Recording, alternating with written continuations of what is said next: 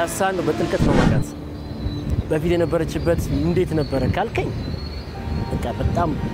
በቃ በጣም አስቀያሚ ነው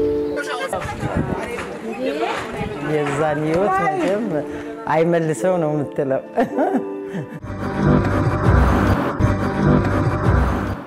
የአዲስ አበባን ሁኔታ ስንመለከት ዋና መንገዶቿ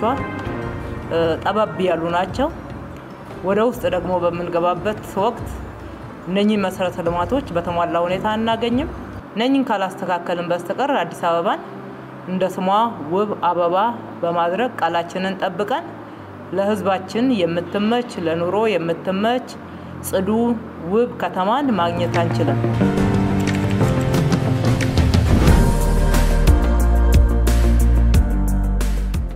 የኮሪደር ልማት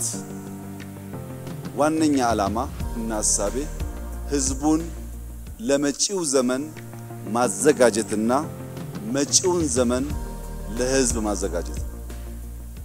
አሁን ያለው ህዝብ ለመጪው ዘመን መዘጋጀት አለበት እኛም ነዋሪዎቿ ኮሪደር ያስፈልገናል አካባቢው ጎስቋላ የድህነት ጥግ ያለበት ውስብስብ የቀበሌ ቤቶች ያሉበት አካባቢዎች ናቸው የምንሰራው ለህዝባችን ነው ሀገራችን ነው እየለወጥን ያለነው ከተማችን ነው የገነባን ያለነው የዛሬዋንም የነገዋንም አዲስ አበባ ለነዋሪዎቿ ምቹ ቤት የማድረግ ተወዳዳሪ ከተማ የማድረግ ለቱሪዝም መስህብ የማድረግ ክብራችንን የሚመጥን የዜግነት ክብራችንን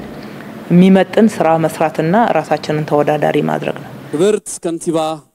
አዳነች አቤቤ